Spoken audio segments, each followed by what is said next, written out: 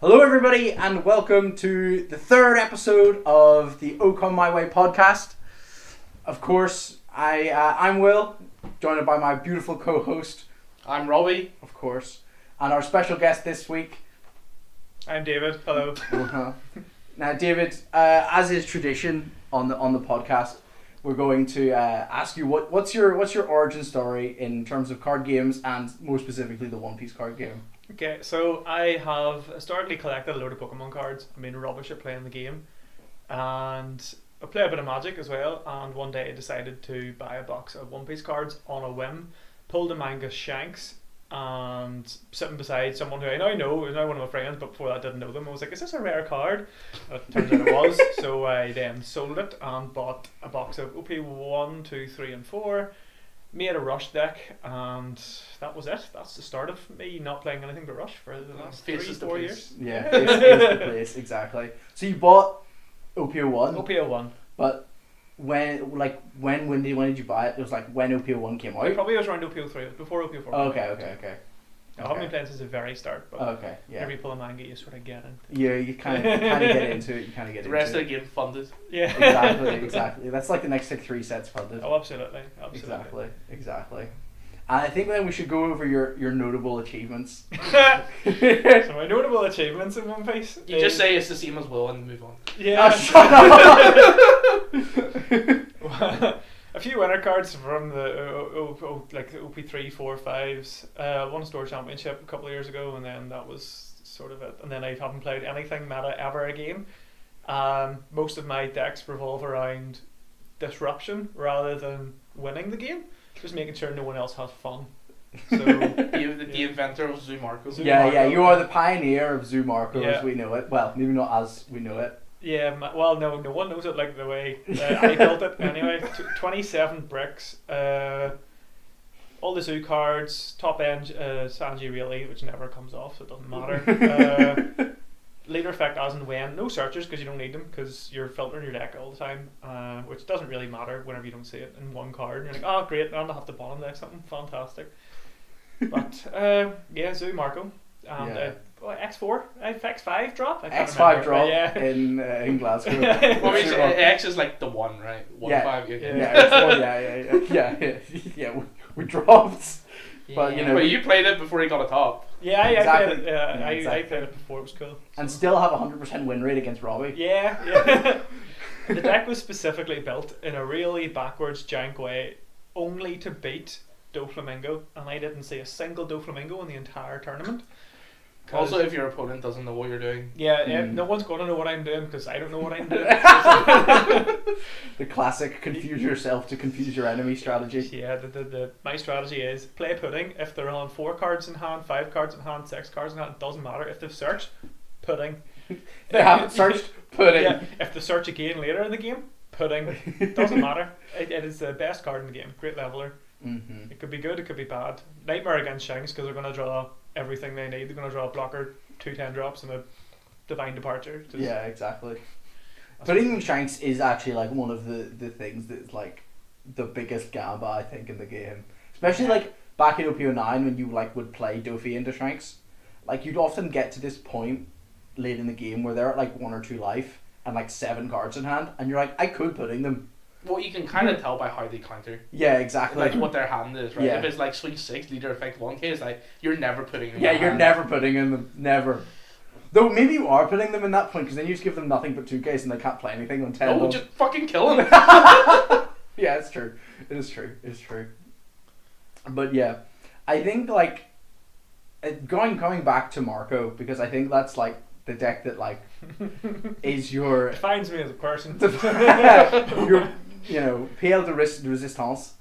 I don't know if that's actually how you say that, but I don't even know what that was meant to be. It's French for like your best dish or something. But yeah, yeah. Now, Marco on release was kind of bad. Yeah. Because he didn't have the Nougat, which sort of fixed a lot that he got. But when the starter decks came out, that deck was like okay. I think it was playable for like realistically like 8.5. But as soon as like 8.5 ended, everybody wrote off Marco because they were like, okay, if you match into Teach, it's just over. Yeah, Like- it still kind of is over. if Yeah, you match yeah, it with Teach. yeah. If that deck is like notoriously horrendous into Teach, like I've been testing a little bit of it recently for like OP11, and if you play against Teach, it's almost impossible. Like your build had Yeah. some answers because you were playing Grav Blades and Red Rocks. Yeah, 3 Grav Blades, 2 Red Rocks, Fire Fist somewhere in there as well, I think, because you can reduce and then you can go after Jack. Mm. And a lot of animals. And a lot of animals, a lot of yeah. animals, and a lot of animals. Yeah, an event as well. Being able to stick 2 Dawn on Chopper, swing with Blocker Chopper, and with the leader effect reduces something to Yeah. well within poppable range for Teach, to get rid of Teach. Yeah. That's a big thing. Yeah, but I really like the Marco deck. I think like the leader effect is like people like when the leader was first spawned were like, oh no, this is the second coming of Sakazuki, and then he really wasn't. You know, 4-life leaders as the game has gone on have just become progressively, I feel, much more weak, just because of their positioning and how great the aggro tools are. Some of the best leaders are 4-life, even 3-life. Yeah, exactly. This is where we're coming. Like OP11, OP02 and OP11 is like the turning point for Yeah. that. But that's not, I think, because like those decks are those decks are really good. But I think they're almost entirely carried off the back of Gum Gum Giant as like, I will not die. A lot of the things with like 4-life leader pre EBO2 is that like they're all very weak into Lucci, and that like you need to be a 5-life leader to beat Lucci. Yeah. I'd Yeah. be very careful about Gum Bum Giant catching a ban. Same as Moria. If it becomes an auto 4-of in any purple deck, that's Well, when it's you- leader locked. Well, is it leader locked? Yeah. Gum Gum Giant's leader locked. It's leader locked. But it's leader locked to a Straw Hat leaders. Yeah. Oh no. Yeah. Every other leader. that's Yeah, ever been basically released, almost Yeah. almost all purple leaders are you know, unless you're playing purple yellow pudding. How Mhm. sad. Imagine like Sugar could play that event. Bro, that deck would be so good. Especially because your leader effect only makes it Dawn -1. Yeah, you ramp it back. Exactly. And it doesn't even cost you a Dawn effectively because the Dawn Yeah. replaces itself because it becomes inactive. Oh, Sugar would be busted. Well, maybe not busted, but it'd be really good. I had great ideas of making Sugar for this current format as well, because all the events you can fit into it are fantastic, but you really need to see everything. And the problem is there's so many decision making points. It's the same as any of those decks that have like consistent like searches. What do I keep my hands on and nannies? Everything becomes a very important decision. There's no like coasting turns. It's when do I do exactly the right thing, and if I don't do exactly that right thing, I'm dead Yeah. entirely. I think as well the problem with Sugar is that your ramp is entirely dependent on your opponent. If your opponent just doesn't attack you, you just don't. If you Yeah. don't open a searcher, a Yeah. good player will just not swing at you, right? Yeah, exactly. So it's kind of rough. Like if it was maybe like purple green, and you had access to like double searchers, then I think it would be like there's like an argument for it, because then like if your opponent doesn't swing at your searchers and you have 8 of them. The deck would be nowhere near as strong if it's purple green. With purple green, you've access to all the green Doflamingo cards. Though. Yeah, It's but you very lose helpful. 10 cost Shanks.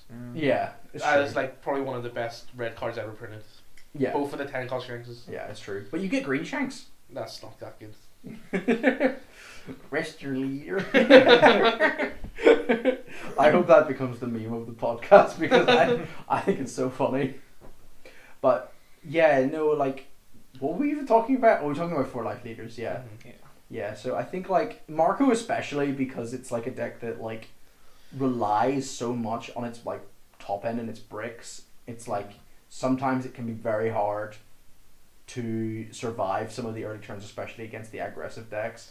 The deck plays a lot. Usually the deck plays like a lot of counter, right? Yeah. And you filter a lot. You really only need to keep like 3 bricks in your hand at all times. Yeah. right? Yeah. If you're playing the high end build, you need like a Sanji, a target 4 Sanji, and maybe like a blue event, Mm-hmm. and it leaves the rest of your hand to be everything with counter.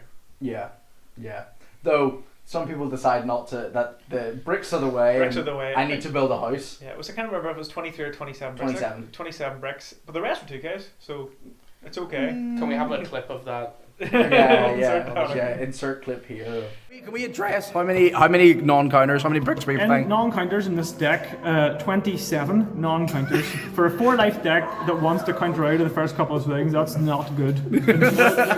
But they'll swing in your animals. They'll swing in your animals. Yeah, on a game, the good player, it doesn't matter, I'm dead anyway. So I found this out whenever I reviewed my deck list after the regionals, and then worked out, why would I not draw encounters? Yeah, that was why.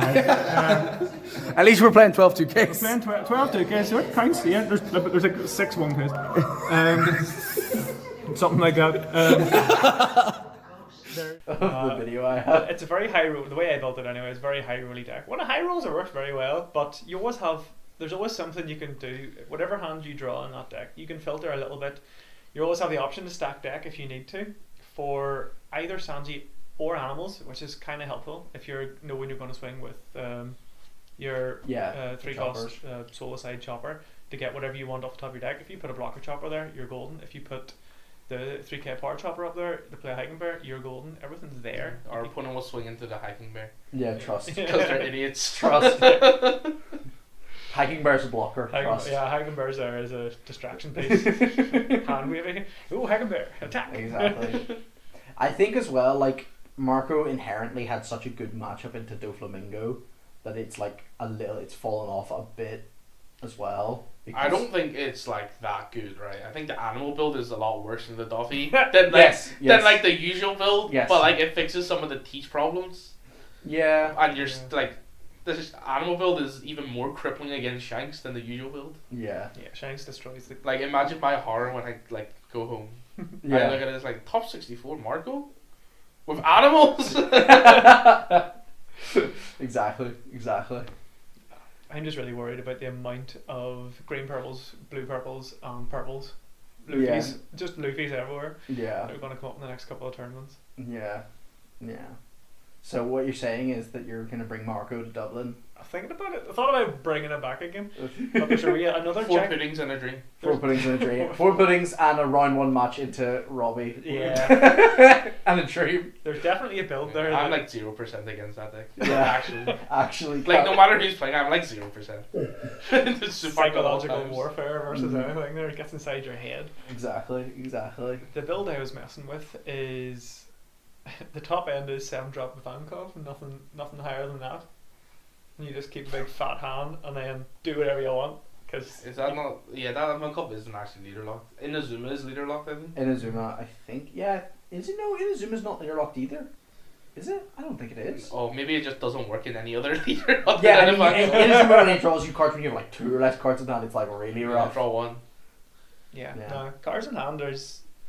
If you get the 2Ks in your hand, well, yeah. I mean, if you play the way I play, yeah, you get towards the last turn, you draw your 1 card in hand. You've got 3 1-drops on field. You're like, let's go for game. 5 5 5. They have a 1K. Teach has bricks. He dies. Yeah. You'd be surprised how often that happens. If you're playing an Igo deck, how much you burnt the. Yeah, no. I actually played a game against Teach with Marco like 2 days ago. And it got to a point where I was like, man, I'm not winning this game. Was it 2 or normal? No, it was normal Marco. You were playing Teach? No, I was playing Marco. Oh, okay.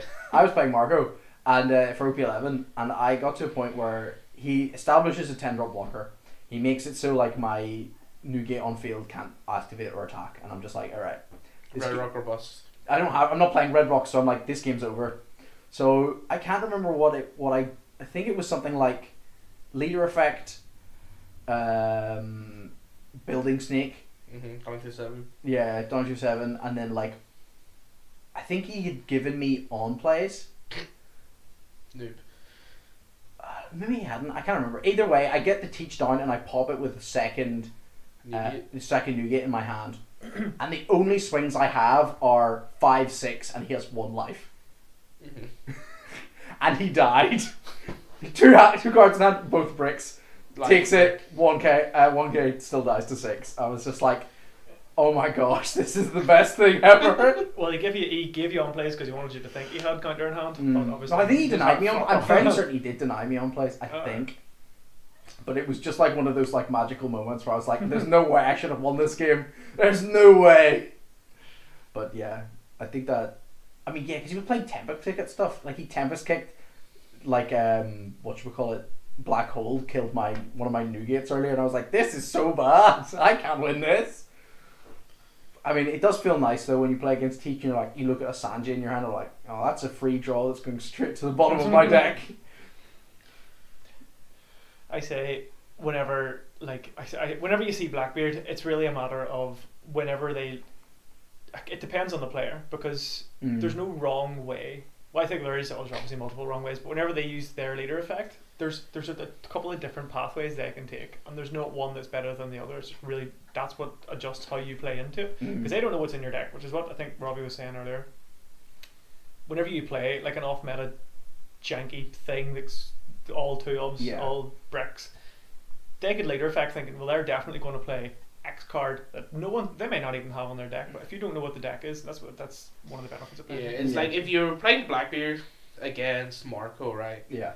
And let's say you go second, on your 4-down turn, would you leader effect Marco? No. What if they play 5 cost Ace to pull something out from top of deck? Yeah, right? Yeah. Like they're on the Whitebeard Pirates build. Yeah. It's like stuff like that. It's always about preventing the worst case scenario with Blackbeard rather than they're definitely gonna play this. Exactly. But I think like that's a good like segue into talking about other like sort of off meta picks, because I know you and me especially love a good off meta pick. Exclusively, I would say. Oh yeah. And I think like looking at like the EB format, I think Marco is a great off meta pick, because that deck kind of destroys GP. Like that matchup is GP. Yeah, that matchup is so free. Marco does okay in the UP. It does if the UP swings against you. Yeah. And like, if you can like establish stuff early, like I think when you play against UP with Marco, you really have to like set up well. You need like Nugate, you need Mastus. Yeah, you need like to establish a building snake like that just like sits on the board. That's terrible. Don't do that. do not play a building snake against UP. Why? For what reason? What are they gonna do? Gravity Blade, Big Mom. They're not gonna swing at you anyway, so they're not in a rush to kill you. Yeah, I guess. Don't play little bodies to go -1 for them to remove, right? If they're gonna Big Mom heal, don't let them put something into life. It's like, I'm gonna play a building snake so I can heal one. Oh, what life are you at? Oh, 7? Oh, great. Good, that's Pop your new kid. Oh, but yeah, I like, because like obviously we know somewhat what the OP11 meta is going to look like, but obviously for us we get the starter decks and stuff. I want to like ask, like, what do you think is like a good off meta pick for OP11? Because in my mind it's maybe not so off meta, but I think the black purple Luffy deck is like with the STs? With the STs is like a reasonable deck for that. For like as like a sort of off meta pick. Same sort of thing as Bellow Belly. The thing with black purple is it's a big sort of, it's slightly less glass cannony, but it's still glass. You know, like you win or lose on like one turn there. There's no. I don't think black purple's actually like amazing, right? Yeah.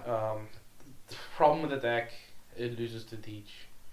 Exclusively. Yes. Yeah. You see Teach, you just go home like.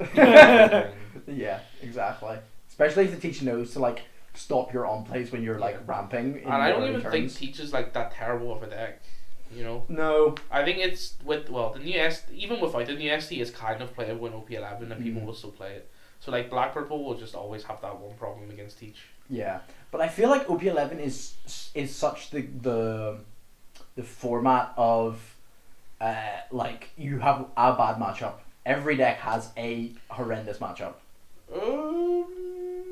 Like what deck in OP11 doesn't have has at least decent matchups across the board? Does it? Yeah. You think it has a decent matchup into UP? Like not terrible.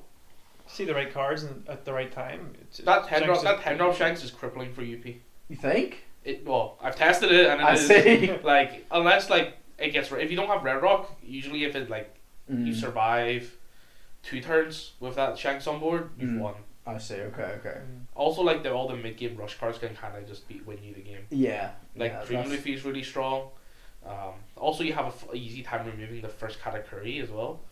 Yeah. Like Otama Beckman, Otama Wrigley removes the first category. Yeah, or just Divine Departure it. Exactly. You know. I guess. So what you're saying is that we should play Sanks for Dublin? You could. You just don't need to not fall for the new structure deck bait. I see. Yeah, I really don't think like there's anything like particularly great in that structure deck. But like Shanks will always just be 50-50s across the board. You Yeah. already have like a terrible matchup. Yeah. I think Lucci's kind of like that. Lucci's probably the same kind of thing as Shanks. You kind of lose to the same thing. Yeah. But most of your matchups are still 50-50. You have Yeah. the added bonus of just destroying Bello Bet right? Yeah, exactly. You beat every deck that wants to beat UP. Yeah. So and then like obviously like looking at like I feel like GP doesn't have like any horrendous matchups. It just has like some slightly unplayable ones. Bay's pretty bad. Yeah. That was the one I was thinking of that was like quite rough. Zoro's kind of bad. Yeah, Zoro's rough as well. GP. You have like some matchups that's quite like dice roll dependent. Your major weaknesses is against green as well. Yeah. One like Cavendish and the Hoodie is sometimes enough just to kill you that turn. Yeah, You that's know. fair. Yeah, Hoodie Jones I think will be the enemy of Purple. Purple forever. Purple forever. And now they're printing a new Hoodie Jones on an event in OP12. That event's bad. No, it's not. You do not. No way. The best part of Hoodie Jones is that like you also get the rush. You know, with that event you're paying 4 on to do the Hoodie Jones on play. Yeah, exactly. So- but it's also a counter. So for 3 more Dawn, you could have gone an 8k power rusher. Yeah, for 3 this more is Dawn. true. But like, imagine doing it in like the mid game as well, though, where you don't need to take a life. Green wants to play on curve, and that card doesn't really fit. Is it the main? Activate main? Yeah. It's like Divine Departure, Yeah. and then it's like you Oh, it's rest. got the extra. So it costs 1, and then you rest 3 Dawn to rest 2 characters or 2 Dawn. Yeah. So if you can turn off Giant, that's Yeah. a reason It's to play it's it not off curve. Yeah. very cost efficient compared to Hoodie Jones. That's fair. I will give you that. You know, I don't think any deck. But it's would much actually- more flexible. I don't think any deck would play it. Green Zoro from OP12 will play it. 100%. I think you'd rather play Hoodie. I mean, I think you would play both. That's the thing. With Green Zoro, I don't think you're gonna have a Dawn up very often to use this effect. And like Harmony isn't like Hoodie just better when you're playing against the purple decks, because you know UP wants to starve you. So like you just take the life, you know. Yeah, I guess. Like I taking guess. the life is sometimes just very good. Yeah. Yeah. But you don't have any like rogue sort of decks that you think for OP11. I think bringing out a law is really good. That's fair. Yeah. I think that feels like the sort of like what red green law felt like in like OP07, where it was like if you're really good at this deck, you have a chance.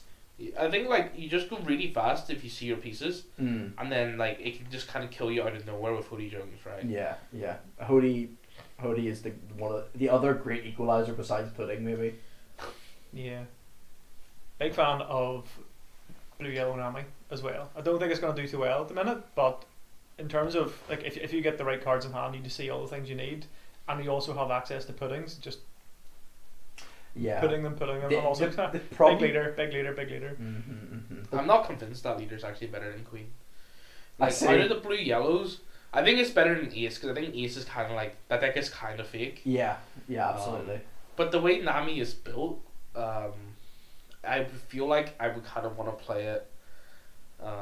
Blue yellow as a color combination wants to play like a control game, Yeah. and like Nami is built like an aggro deck.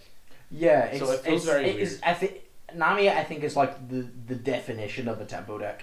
Like it is like you can try and like I will keep up with a fast deck, but I will outlive a fast deck like Betty and Zoro because You're a not- 7K you're leader 7K. is just like busted. But then at the same time, like you don't like your leader effect is akin to drawing cards when people take life, and like you don't really have the top end to sort of match the other decks that are playing top end at the minute, like blue purple Luffy. Like you just don't keep up with that. Your high end's big enough to keep up with blue purple, but because your high end is kid Yeah. is 8K, or sorry, the kid's 9K. Mm. But the problem with that deck is that like you can't play a 10 drop. Mm. There's like some amazing 10 drops Yeah. in blue specifically, and also in yellow. Yeah. But like you just can't play a 10 drop because of your leader. Yeah, your leader needs to rust it on. Yeah, yeah. Exactly. But I think I want to like sort of switch over to talk about something different. I want to talk about tournament prep, because I especially want to hear this from you, Robbie, because like I know I'm not the best at this. Like in terms Good of thing you know.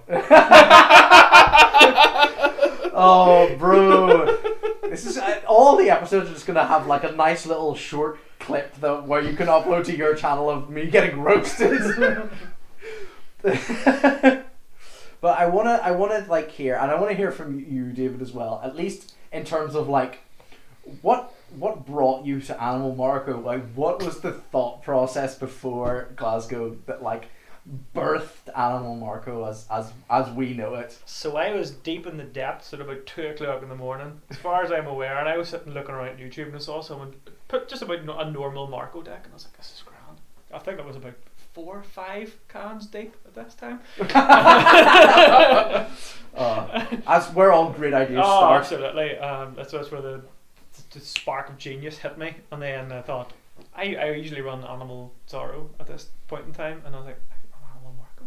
The synergies are all there, and to be fair, they are there, and so I just gave it a go, and we're there. Give it a go. And it wasn't. Yeah. It turned out what I thought was mad genius was just madness. It didn't actually work. Yeah. Yeah. How many people ended up swinging into the rest of Hiking Bear? I think a good amount of them after the first match, because I was well down in the round. I remember like that night, like I went and asked people that were playing the regional, Yeah. how many people would swing into that rest of Hiking Bear, Yeah. and I think like no one said they wouldn't, which is like, I take it. Yeah. what are the people I'm playing regional with? Yeah. I actually get more value out of Hiking Bear than people would think, because I play so low to the ground in terms of things. Swinging a 6 instead of a 5 against the Shanks or something like that becomes notable, for seeing the dog. Yeah. But Yeah, for 3 down, that Hiking Bear can swing for 6 and make something else swing for 6. Let's go. But if someone's swinging with a searcher, I say just, if they're swinging with a 1-drop Nami, swing into it, go for it. Swing into it, do it. Hiking Bear swing for 3 into Nami. And that's the power play we're talking about. Hiking Bear's not even slash, he can kill Buggy. Hiking Bear 3k, Hiking Bear 5k, just get it right. I say. What about you, Robbie? What's like your sort of prep process for a tournament? Prep process? Yeah. Just play test a lot, right? Yeah. I'm usually at set ahead, Yeah. because I play the Eastern meta as well. Mm-hmm. So I kind of usually know what I want to be playing, but obviously it's like a little different for us this time around. Yeah. But I usually don't play a lot of sim. Around like tournament time, I grind it out, Yeah. a 9 to 5. 9 to Filling 5. the shift. clocking in for the grind, for the One Piece grind. But I think I'm like you as well. I much prefer like in-person play to like practice for a big tournament than The sim is like sim. you misclick, right? Also, you need to have enough hours on the sim where you're playing against good players. Yeah. Usually like maybe like 3 weeks leading up to like one of the tournaments I really care about. Like week 1 is just getting there, and like you're just playing against like a load of shit players, people who swing like Hiking Bears. Yeah. I see. Top tier players. Top tier players. Geniuses, yeah. Geniuses. Other geniuses, I should say. And then like right now, like I'm at a point where I'm actually playing against like really good players, and you're getting good practice in. Yeah. But you still run into like really like rogue decks. Yeah. Yeah. I think it was yesterday. I was like randomly playing the sim at like 8 in the morning. I see. Because like I woke up, I was like, because that's where I found a lot of the good players play. Yeah. Because it's like American time is at night, right? Yeah. I was like, I queued into JCM. I queued into him a couple games, and he I was see. playing Whitebeard, and I was playing Green Purple. I see. And that deck's low-key kind of scary. I think I Yeah. queued him in 3 times in a row. I see. Just bring yourself down to 0 and just. I think it was like Whitebeard's on 4 Rogers or something. Yeah. It's really rough. It's really scary. But yeah, no, I think as well like thinking about like when I think I always try and plan what I think the meta is going to look like, you know, for a tournament. Like I remember thinking about it for Glasgow and getting it totally wrong, of course, because like when we look back at Glasgow playing OP09, I was like, this is the last week of OP09. We've had the ban list. We've seen that Jinbei and Moria and Ice Age and stuff are getting banned. So I was like, I expect BY, a lot of Dofi and some Luchi. There was a lot of BY and Duffy. There was a lot of. I don't feel like there was a lot of Duffy. There really wasn't. There was. You just weren't at top tables. Oh, the savagery comes out again. No, like I actually like surprisingly I didn't play against any Duffy either. But like it was all around me. There was like I think it was top 16 cut and there was like 6 or 7 Duffys in top 16. Yeah, I see. So, like there's a lot of Duffys. Yeah. But I think like the thing I didn't expect was just how many Shanks there were in that room. Yeah, Shanks is like, you know, the deck is very low to the ground, you know. Yeah. Play things on curve and win. Yeah. So it's like it's a very attractive deck to a lot of players. Yeah, I feel like the maybe especially more so here in the West, like people love Shanks and like they really want to play that deck and they will take it anywhere and like they'll stick with it. Like I think I really underestimated how much people want to play like a deck like that deck, especially like looking back over like the OP09 meta and now the OP10 meta. It's just like Shanks is almost always like the most represented deck outside of Duffy, probably. Yeah, except for a couple of turns like where it was the Duffy. thing is like Duffy's hard. Duffy's hard to play. Shanks isn't, right? Yeah. And you can just curve people out and win. Mm-hmm. And if you don't have a lot of time to prepare for a tournament, you know, Shanks is always probably gonna be the best deck you can bring to. Yeah, tournament. exactly. But yeah, so if like we're obviously looking at the Dublin regional, which that's the event we're gonna play in a couple of weeks' time. How much practice do you think you've put in preparing for Dublin? The Sim's in EBO too. Like the Sim's not in OP11 at the moment, so like practice is not very useful. Mm-hmm. In person, like I've been playing OP11 for a long time now. I see. Okay. Just sporadically testing Nami and UP. Yeah, exactly. Whereas, you know, I've maybe played like 5 sim games or something in preparation for it, and then I'm gonna be gone on holiday for a week just before like it. The thing is, when I play a regional, I like to play a deck that people don't know how to play against. Yeah. And this meta is a little hard. Yeah, exactly. You can't bring Queen. You could. I don't think that deck's bad. Yeah. You could bring Queen because you catch a lot of players who just might not know how to play into it. Full stop. Like anyone who's good at card games but has started relatively in the last couple of sets. I don't think I would like if I bring it. I don't think anyone would play into it perfectly because no, I don't think anyone. Like at the end of the day, no one's gonna know what's in your deck. Yeah. And they don't know what to play around. But I used to play like a lot of NL and I did really well at tournaments because I was playing, you know, weird cards every time that no one knows about. Yeah, exactly. Right? Shout out to Burn Blaze. Yeah. And then like I saw people were playing Gum Gum Bell in BY, so I was like, oh, I'll play that for a tournament. Yeah. And I thought, at that point, like, you know, until you get to like tie tables, no one would know what that did. Yeah. You know, I think I was like 6-1 at one point, and I played against the Shanks. That was like I had to read it. You know? Yeah. And that's like 6-1, and my opponent has to read my cards. Yeah, that's quite impressive. It's quite impressive. But yeah. And like I want to talk as well a little bit about like the mentality going into a tournament. Like how much are you expecting to win when you went into a tournament? Like David, when you went in with Animal Marco, how much were you expecting to win? I thought I was a genius up until about 10 minutes into the first match and then realised I might not be a genius. Lost the first match, lost the second match, went and got a pint, came back, lost the third match, lost the fourth match, went and got a few more pints, came back, seen how the rest of the guys are doing. You check back. What's everyone's score? X3, X4, X5? Pop. Everyone's dropping like flies. Yeah. Good fun. I got one win, that's what matters. OP9 Lim. Brave guy. Brave soul playing Lim in OP09. Yeah, salute. Yeah. Yeah. because like what about you, Robbie? Like what do you when you went in to like looking back at like Glasgow and looking towards Dublin, what were your like goals and like what were you expecting beforehand and then afterwards? Are we talking Glasgow or Both, just yeah. like Both. okay? I usually don't. I wouldn't play a tournament that I don't think I can top in. Yeah. Is the way I kind of play it.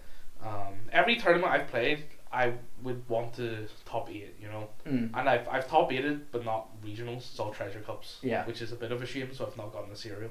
Mm-hmm. But yeah, looking back for like that Glasgow regional, all my matchups were like felt really bad. There was one matchup that I was like, oh, I could have won if I played it a lot better and had more practice. Yeah. But at that point, I've played BY for like 3 weeks and have no practice in the mirror at all. Yeah, yeah. And so I lost that mirror due to, you know, he drew 4 more, so I drew 2, you know, what can you do? The other 2 were just like really unlucky bricks that I lost. And I needed to win 1 game in my last 3 to make day 2. Yeah. and I couldn't win one game in my last 3. Even lost to Lucci. So I didn't, you know, yeah.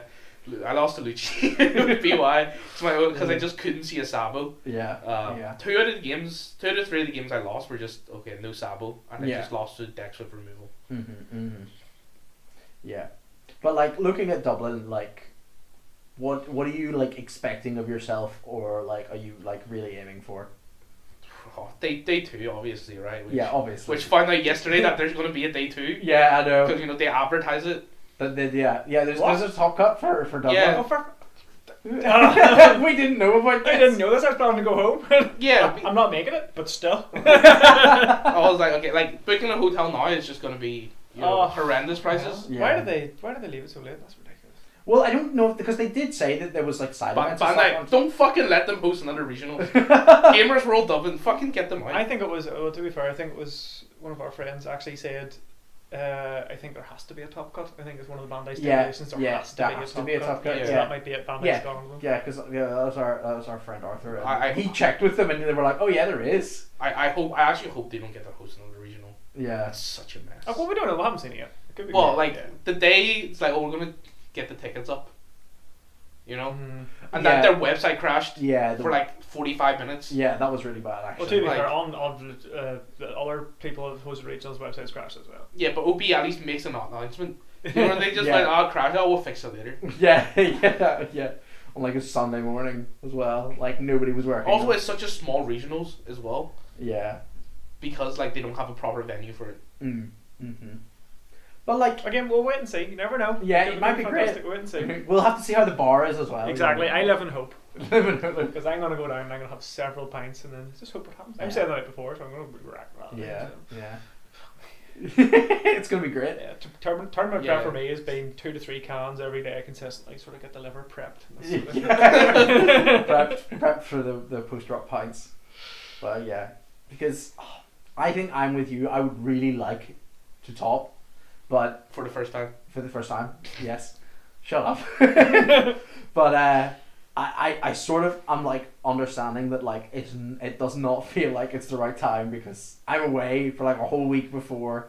I have not done enough testing, and who knows if we're gonna get the cards and stuff on time. And that's where you play anti-meta. No, but like but the thing is right. You just buy it. Like if we're not getting the cards. I know that. I'll just order it from America, you know. Yeah. Happy to pay the shipping. Yeah. Just so I can play it at Dublin. Yeah, that's fair. If I end up like not being able to play, you know what I want to play and what I think I would win with, I would probably just not go at the end of the day. You think? Yeah. Yeah. Because like I don't like playing regionals for fun. If I'm I'm going, I'm going to top. You're going to try and win. Yeah. No, I like to go in expecting to lose, and then I can only ever be pleasantly surprised when I get a win. So, brilliant! Yeah, it's true. 1 win out of 5. It's true. That'll do. Yeah, like, and then I wanted to like touch on like some of your like whilst you're in the tournament, what's like your mindset and stuff, because I found that like in Glasgow, I got like to, you know, after I won my first round and I was like, okay, I feel good. And then I lost my second round because I felt I got a little high rolled and I just didn't quite see it, like my pieces and stuff. And like I have to say, it felt like it took a lot out of me like just like because I then know you're starting to like you've lost early, and you're now trying to like fight through, and it just how do you like feel like because like looking at like your like London run where you lost the first round. After that, like what were you sort of feeling? What was your like thought process to like try and get yourself refocused? Well, you kind of just gotta say, it's like all you need to do is just win out, which is like if you're good enough, you can. You know, like obviously like you lose to high roll sometimes, and it's like it's fine. Right? I think I went on a 6-win win streak after I lost that round 1. Yeah, and it's fine. And I've topped plenty of tournaments where I went 9-1 and lost 5-1. I usually like a lot of my runs I lose round 1 or 2.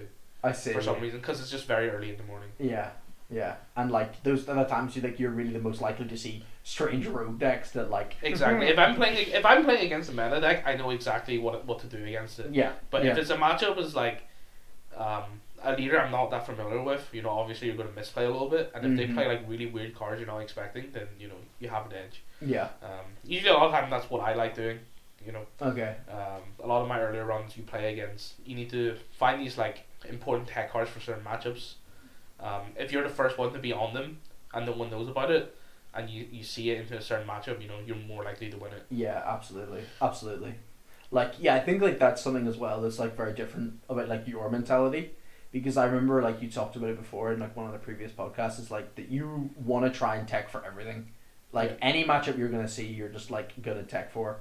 Whereas like, I think it maybe because like I played Lucci for quite a lot of like the tournaments and stuff, I sort of just accept that if I see Teach, I'm just gonna lose, Obviously, like there are some like really unwinnable matchups. Yeah. But like I think you still have to tech for them. That's fair. Even if it's like a Saki 1-of. Yeah. Some matchups you just need to draw your 1-of to win. Yeah. That's fair. But it really depends on your deck. I think with Lucci you get away with it if it's like a cost between 3 or 7. Yeah. You can add it back. Yeah. That's fair. Burnblade and Bellabetti. In Bellabetti. Yeah. We started David on this pill this morning. He's just like not expecting that. Not expecting that. Yeah. What 7 costs are we killing with it? I don't even know. Sancho pudding. You're already winning matchup. Just nah. Or we can just play Mulligan and do it for 1 don cheaper. Yeah, it's true. And no life. And no life. It's true. Yeah. I still think like I like Bellabetti the way it used to be with all the without any of the boosts and stuff like that. That's what I used to play the old Bellabetti build, but it's just like all the big mom pirate trigger cards, right? Yeah, I kind of It's still a good deck, but I don't like the way that it's very one turn dependent. I do to a certain extent, but not being able to just the steady gradual aggro is more my favourite thing rather than one turn and then suddenly getting I'm dead. Yeah, and I think as well like the modern adaptation of like Bellabetti where it's like really focused on stage so that you can like find Karasu, because like that's the card. Well, I feel like they should have always been playing stage in Bellabetti. Yeah, I do kind of agree with you. Like, why are we not playing just a Reiju stage? Yeah. Especially because the problem with the deck is not drawing your pieces. Exactly. And you're like the best consistency tool ever. It's not like you're ever gonna miss off the stage. You don't play a single card that's not Rev Army in that deck. Yeah. Well, maybe play a few, but like no, like maybe one Roger, and that's it. What about like Kikunojo and stuff? You might play those. No, you're not playing Kikunojo in that deck. Surely there aren't like that many great Rev Army guys that you want to play a whole deck of Rev. There is. It's 100% Rev Army. Really? Yeah. If you're counting right, you play 4 Koala, 4 the 2K Koala, 4/5 Kosovankov, 4/4 Kosovankov, 4 Karasu, 4 Karasu, 4 Bellabetti, 4 Stage, 4 Lindbergh, 4 the blocker Karasu, 4 Morley, 4 Inazuma, 4 the Kuma 2K probably. Yeah, 4 the Kuma 2K. Yeah. And then like maybe like 2 dragons and a Roger. Yeah. And that's already like basically 50 cards. Yeah, right there. Your whole deck, Fair enough. Cut the dragons, 2 burn blades. We're burn blade pilled here. Yeah. I'll test it tonight. Let just know. Like thumbs down. Big thumbs down. But no, actually, if you are gonna play it, just play Mokum. Like that seems way better in that deck. How did you just get to talking about Burnblade? I don't know. I just we were talking about Betty, Because I think I'm like the only person to ever actually take that to a tournament. Take Blades. Like, yeah. Yeah. Like to like an actual event. Yeah. Because I was like, oh, I need a way to kill Luffy Taro. Yeah. Burnblade. Which is now no longer a problem. Yeah. Yeah. I think I'll be playing the Luffy Taro Luffy. Yeah. Purple Luffy. You're gonna play Purple Luffy for Dublin. Yeah, You think? but just not the category one. Depends on if I can get the categories. Not hopefully you're right and I can get them. Yeah. Do you have bomb plays? Yeah. You should be fine. Hopefully I have one class. Can't remember. Have I Wait, got do it? you have the secret Luffys? Which ones? The new ones or the old ones? The old ones? 9 drops? Yeah. Yeah. Okay, good. Okay. Because I'm not sure how I feel about that like purple Luffy deck with like that's just like on the 8-drop katas and just has forgotten Luffy Taro. I don't think it's good. You don't think so? You think like the classic build is better? Yeah. Yeah. That build relies on way too much on drawing bomb clay on that turn. Yeah, that's If you fair. don't see bomb clay on that turn, you've lost. You know? I see. Like see. so, or like you can play it in more events to compensate that, but like it's just not good enough. Yeah. You can't actually play Gear Second because Gear Second is locked to blue, right? Yeah.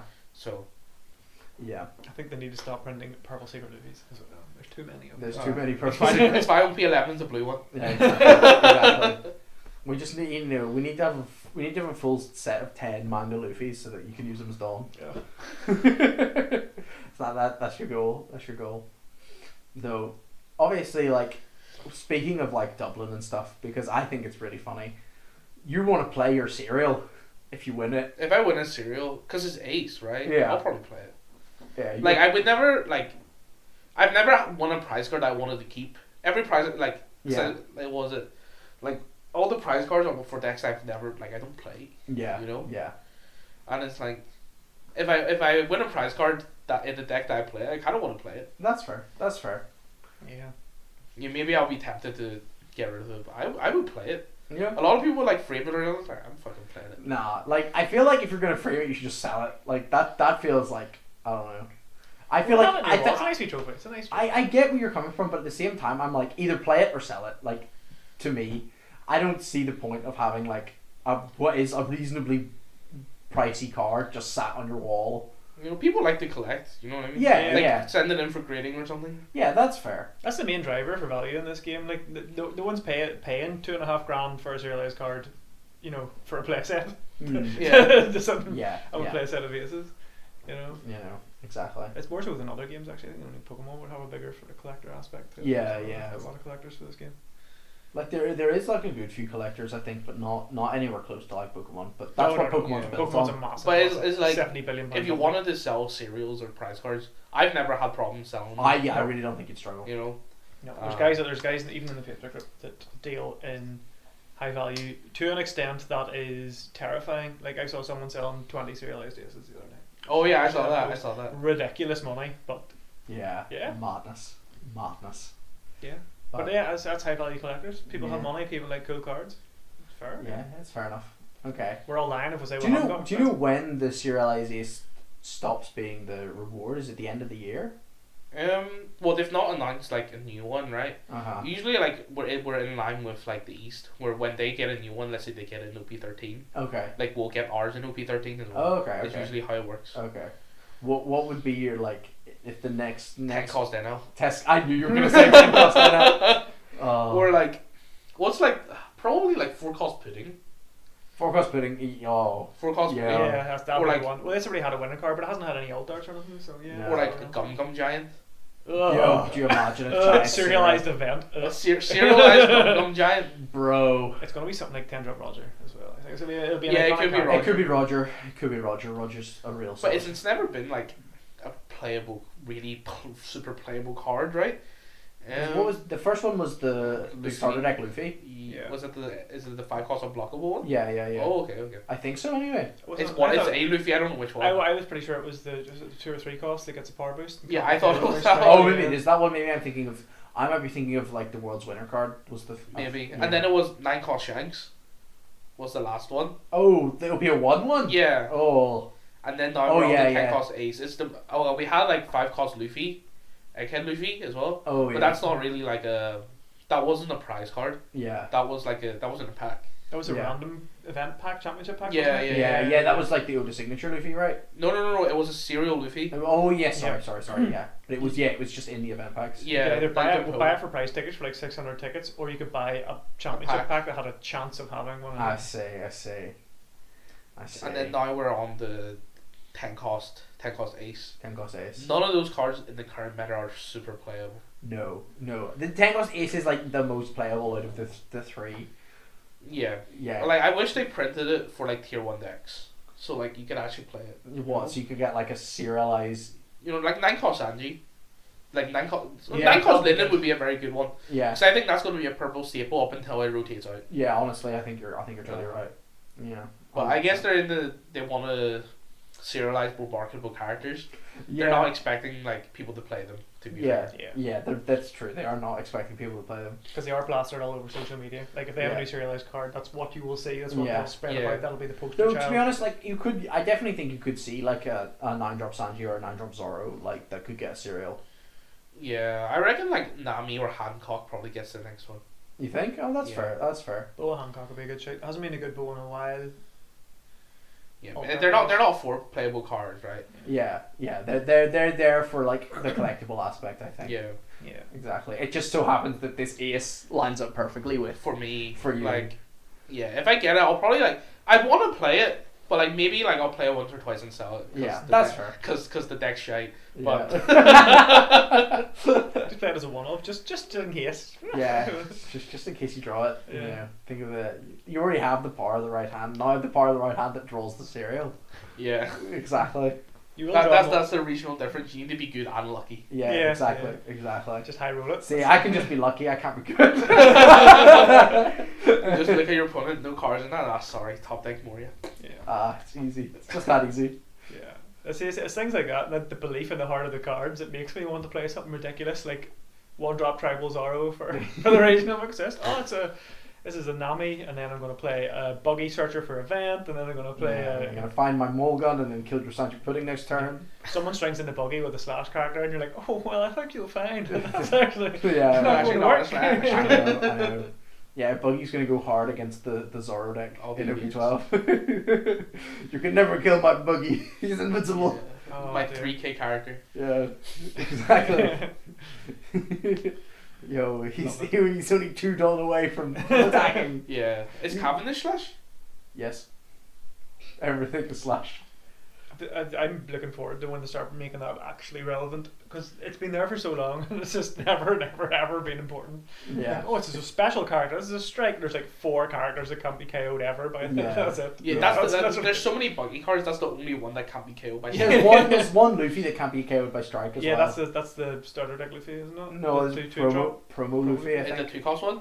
I think he's a 4 cost. I think he's a 4 cost 5k that can't be, but maybe I'm wrong. He's up on screen. You know. You're not gonna find that card. I will 100% find that card. What are you on? Yeah, but hopefully they'll start bringing it in. What's it? It's Zoro Sanji has it. It's a slash effect. No. Zoro's the leader. Yeah. It's both Okay. slash and strike. Yeah. Exactly. But yeah, other than that, bring it back in. Get something mental going with like special characters. Get them to do something stupid. Yeah. Yeah. I mean, like, we already have, like, you know, things that, like, reduce based on, like, the typings and stuff, like, you know, so let's give them the attribute reduction or something Yeah. dumb. You know, A really I'm cheap. sure, like, they have, like, a couple of cards. Like, there's the 2k Mihawk that plays a slash. Yeah. That's pretty decent. That's basically it. Yeah. You have the 4 cards. You have, like, the OP12 The searcher new for stuff Rome. cares about slash. Yeah, because it searches it. Yeah. Yeah. Hopefully they start bringing that I think it will be really cool. It's like a big unexplored design aspect. in. Yeah. You know. The fact that it's been like 3 years and I haven't explored it yet, it's a bit like. Yeah. Okay. Yeah. We gotta leave room for future. You can't steal all the design concept immediately. Though maybe let's just stick with making our leaders bigger for like the next 2 years. I don't know about that. Everything's I think they sort of shot themselves in the foot by releasing that 7k Roger a bit early, and they're like, everyone's a 7k now. 7k Roger? He's not released yet. No, I mean like teased him. He's Oh yeah. He's Red coming. Purple 7K. Red Yeah. Purple 7k, which is just ridiculous. Yeah. I don't think Yeah. they've released how much light he has yet. No, I don't even know if we confirmed that he's a 7k. No, that's he's confirmed. Oh, that's confirmed? Yeah, Okay, 7K. okay. So I think it'll be 7k 2 life following the same sort of sort of balance, reduction yeah. aspect. Yeah. Though 7K with 2 life is kind of strong. Like, And it's still Yeah, like has the a- extra, like even 6K 3 life is like that one, like because you're 6K, it saves you so much counter in the hand. yeah, exactly. And it makes like your opponent, like it swings so awkward into Yeah, you. exactly. Imagine being able to rad beam and go to 11. That's just dumb. I'm just glad he's not a straw hat and can't play giant. Let's be thankful with what we do have. No come giant. Yeah, No just Gum Gum get Giant. a Roger version for like less than or something like that. Yeah, 0. Picture card Yeah. minus 2 on Yeah, 4K. like a Roger Divine Departure, you know? Yeah, yeah. Because that was Roger's thing or something. Yeah, Roger Divine Departures. That's where Shanks learned it. And he's got those stupid fucking the new red events, the zero cost events. Oh, yeah. They're almost all locked to Rayleigh, which Yeah, is they fine. are. locked to okay. Rayleigh. Well, technically you can put it on like 8 cost Rayleigh or 5 cost Rayleigh. You can, yes. But, yeah. Both of which really can't play, which feels kind of backwards, but... Yeah. Yeah, which is mental. Yeah. What a ridiculous deck. Yeah. Though the deck looks interesting, actually, the more I've seen of it. It's very, very aggressive. Like, it's very aggressive. It's But, I going to mean- be so hard to play. It's not like being so restricted in your card pool is just going to close you out of most matches. I think. I get where you're coming But from. if you think about Zoro, you're not really playing Yeah. like any high cost, right? Yeah, like, the most you maybe Like play is, Dream like, Luffy. maybe Dream Luffy. Mhm. You And play maybe like Dragon. Dragon, That's like Roger sometimes. Yeah. Yeah. Being locked out of Roger to ever have that in your deck though. In Yeah. a- I don't. in a- I in a honestly really don't deck. think Rayleigh's the deck that needs Roger though. You're going to get there too quick, you think? Yeah, like a lot of like the strength with Roger is like the decks that like go to 0 themselves. I feel. No. The thing with Roger is that like it's always a card. Even if you don't play, your opponent has to play around it. It's Yeah, kind of that's like fair. Perfume Femur and Diablo Jambe. Yeah. And Rayleigh doesn't have access to any of that, right? I think Yeah. you have a Diablo. Do you have a Diablo Jambe? Yeah, you can play Jambe, but Yeah. like you have to play. You can only play it on Straw Hats, like, but No. That's Do you fine. not have like an archetype Jambe? I don't No. think so. Yeah. Okay. If you don't, like that's kind of bad. You know. No, I like, think it has like a lime juice thing. I think or something. It's like it negates a blocker. I like think- of a certain power. I think so. I Or you think can play Lime Juice. I don't think Lime Juice is leader locked. no lime juice is not leader locked. But like the thing is like against Rayleigh something you can just go to 0, you know, and you're not scared to set at 0. Yeah. Like you are against like a lot of other decks. Yeah, exactly. And like the like Conqueror's Haki card that like is both a 2K and then An an event that like you know Minuses minuses everything by 1K. It's like a the 10 cost Shanks effect on Quirk because it also hits the leader. Yeah, that You're so locked into having those events in hand though. Like the leader effect and a lot of other cards require and revealing 2 events. all, Yeah. all of your 2Ks are events, I think. Yeah, all of your 2Ks are events, and you play more like events that just like add power and that's random stuff. And you have like 2 searchers for events as well. I think that deck is kind of fake I compared to like Zoro. Yeah. I don't think it will be like as raw powerful, but I honestly feel like it could be like a GP situation where you don't understand quite how great it is until you like play against it, and it hits you like 6 times for like 6 or 7K swings. in like on like turn 4, and you're just like, oh, this is kind of real, you know. Yeah. You do have the OG rush cards and stuff like that. You can play Yeah. the You can play like Rustoro, Kick Killer, Mm. but you can't buff any of those with your leader effect. No, but I honestly don't know if you need them. I think the thing is like this super rare Luffy, the like 4 cost 4K. That card is like unbelievably important for that deck. You like need to see that. I low-key kind of want that to become the best deck, you know, so I can start pushing the NL agenda. Like, cause that deck's never beating like an anti-aggro deck. No, it's true. It doesn't have anything because it can't play like big cost characters. It doesn't have any of the tools that can like help you against There's them. no answer. Yeah, but anything that relies on big characters going against it, you have no answer to it. It's going to be. It's just your opponent knowing that they're not going to get something big played against them. Yeah. Like, you know Yeah, you're never yeah. getting hit. with Exactly. something Like what the biggest thing that they can play is what Divine Departure for 6 Dawn Yeah, is the biggest thing you can play. Yeah. exactly. Waiting for some future support that'll be like it's a character with a 3 cost, pay an extra 6 when this enters a field, or else. Yeah, Suck yeah, it, yeah, yeah. or, Die. yeah. It's like a 3 cost character, but like in your hand it has +5 cost or something. Yeah. Yeah. Yeah, interesting. That'll make it really easy to remove. Like if you have like a 3 cost 9K. Yeah. any black deck immediately. Just gone. Yeah. Exactly. Yeah, -1 Lucci pop. Uda effect, swing of brick. I keep playing against black so much. Oh, yeah. But like, I don't know about that really deck. I need to see somebody like really play it and test it, because I do think it has a very, like, for the meta that it's coming into, I think it will be very strong. Because like if you look at like the OP12 meta, or like what you perceive to be the OP12 meta, you're gonna have the continuation of like green purple and blue purple, and then you have like the blue purple's like ultimate answer in Koala, which that deck seems nuts. I will not lie. It's not the right meta for it, I don't think. You don't think? No. I don't know if I agree with that. I think that deck will be very. You very will good. just lose to every red deck ever. Yeah. Which is like half the meta. And you'll also lose to Lucci, which is like Do you lose to Lucci? Yeah, you'll lose to Lucci. You think? You think Lucci will be able to clear like your 4-cost 8k, like 8 costs? Yes. Fair. But it's a 4/5. It's a 5k. Yeah. Right. That's fair. If you swing 5 into it, it's gonna die. Yeah. Like, Yeah, that's fair. the That's moment fair. it rests itself, is dead, right? Yeah. And then like it gets to a point where you just have like, because that deck can't deal with Kuza. Also, Yeah. there's not a lot of things that like Lucci would take his life. You know, Lucci Yeah. doesn't play that many big guys. No. And doesn't have, nowadays don't play anything that brings something out. Yeah. Yeah. Lucci doesn't play anything. Like I guess Rebecca would trigger it. Yeah, Rebecca no effect. It's fine. Yeah. Also, like you probably like play 1 Tenzan and then they can't remove it for the rest of the game. Yeah. Yeah. That's true. Right. Yeah. It just feels, I don't know, I'm just a bit scared of the deck that has like a Moria that, you know, That heals. yeah. I've seen the way people are building that deck, kind of like with a with like a bit of Rev Army and like I think it's Dressrosa as well, Mm.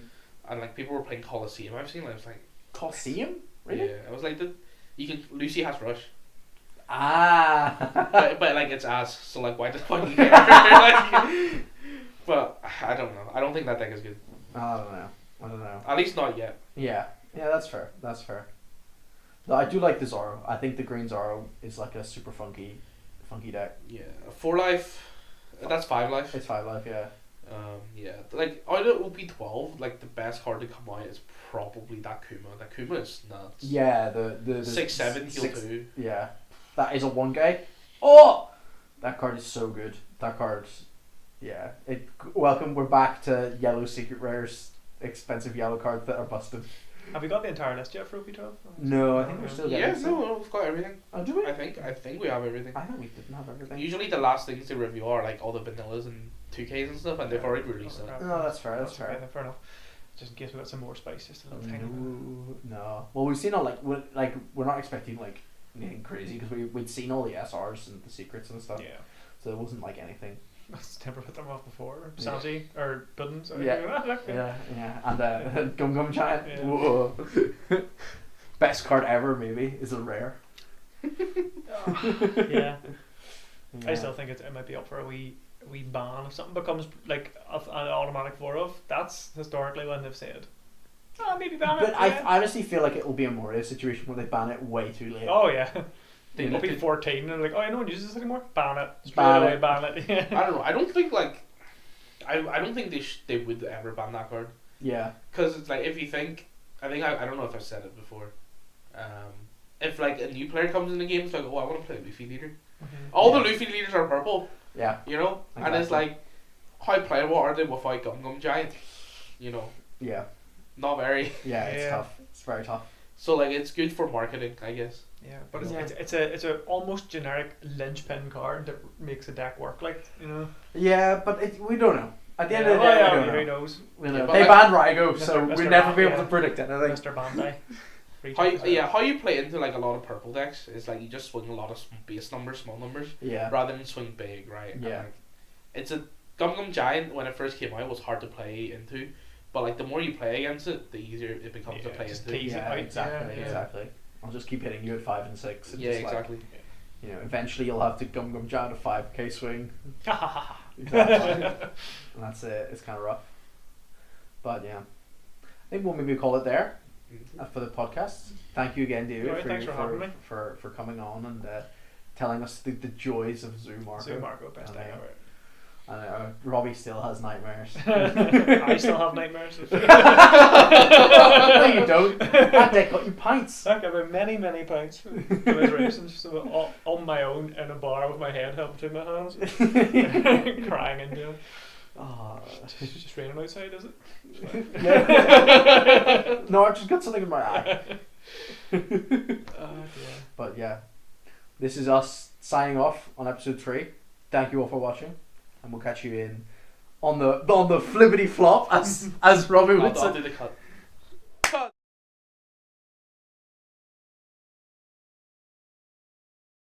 Pretty much Also, it. you have some like really stupid cards like Yeah. pudding. It's not stupid, it's the best card in the game. Sweet. The best card, yeah. At least half of the podcast is dedicated to our discussion about pudding, probably. Just so you know. Definitely is. Yeah. The great leveler. Not to be confused with actual leveler, which is terrible. Yeah, it's the one card that sort of destroys any sort of semblance, or doesn't. Yeah, it just destroys Robbie because he always plays Starve. It's just that Why simple. does this keep falling down? Because it's busted. I just have to like. Yeah, Lean just on like it really lean hard. on it, and you'll be fine. You'll be fine. All right. No, I'll cut it. Ready? Okay. That wasn't very loud. It's perfect. All I need is this spike. Oh, okay. Because that like then lines up perfectly. Tap it again. Don't. It I don't needs to need. be loud. It needs to be loud. Okay. That was better. Okay. My hands hurt. Your hands.